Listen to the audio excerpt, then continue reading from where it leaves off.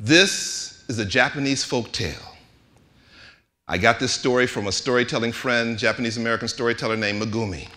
She said, Michael, you should tell this story. So I'm going to tell y'all this story. It's called The Promise. Long ago in feudal Japan, there was a great samurai warrior. This samurai warrior came from a long and glorious tradition. He had a beautiful ancestral home next to a Buddhist monastery and with a beautiful Bodhi tree in the backyard. In time, he met a beautiful young woman and they were married. Things went well. She was beautiful. She was lovely. He loved her with all his heart and soul. But a couple of years into the marriage, the wife became ill. And it soon became clear to everybody but the samurai that the wife would not survive the illness.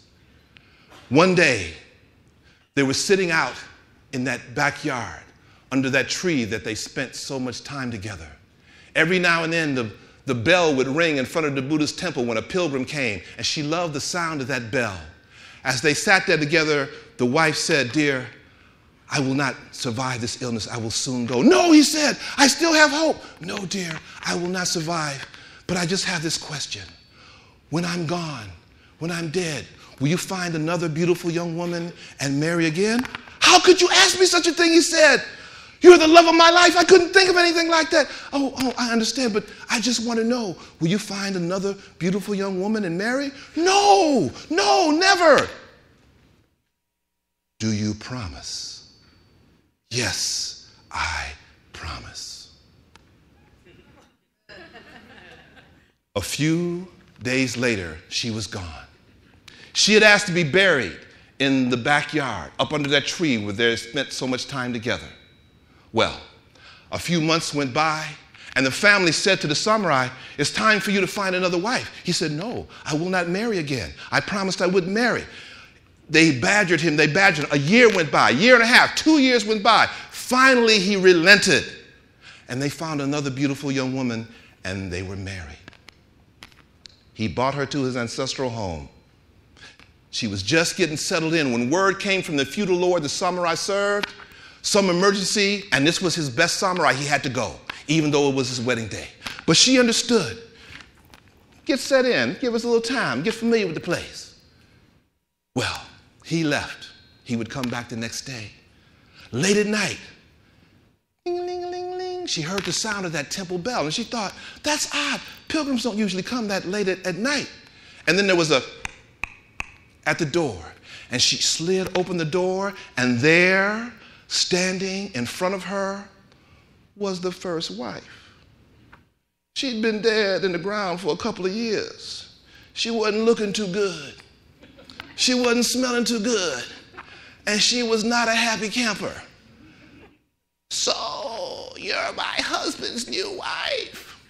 He promised he would not marry again. If you leave tomorrow, you will live. But if you don't, I will kill you. And she was gone. Well, second wife is packing. Emptying drawer, she's packing. When the husband arrived the next day, the second wife is standing on a porch with all her stuff packed up.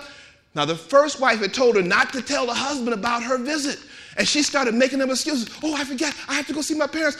He says, what are you doing? What's going on? Finally, she relented and told about the first wife's visit. I did promise, but don't worry, I'm here. I will protect you. But word came again from the feudal lord. He had to go. But he said, 2 of my samurai, they will stay here and they will protect you. She went into her room. They sat in front of the room playing the game of Go. How many of you know are familiar with the game of Go? For those of you not, it's like chess on steroids, okay? So they're sitting out there playing the game of Go. Late at night, ding-a-ling-a-ling-a-ling, ding-a-ling-a-ling-a-ling. She said, do you hear the sound of the bell? But there was no answer for the samurai. She slid open her bedroom door, and there were the 2 samurai, frozen. The door slid open, and there was the first wife. I told you what would happen if you did not leave. The next day when the samurai came home, he saw the door open. He came in. The 2 samurai were still frozen. He said, what's going on? What happened? His voice seemed to break the spell. And they said, we couldn't move. We couldn't do anything. We couldn't move. They went into the bedroom, and there in the bed was the body of the second wife, minus her head, which had been ripped off her body. And then they heard, and they looked out in the backyard, and there, standing on her own grave, was the first wife holding the head of the second. And she looked at the samurai and said, "Remember your promise." And with that, she and that head melted into the grave, and that samurai never married again. And that's the end of that.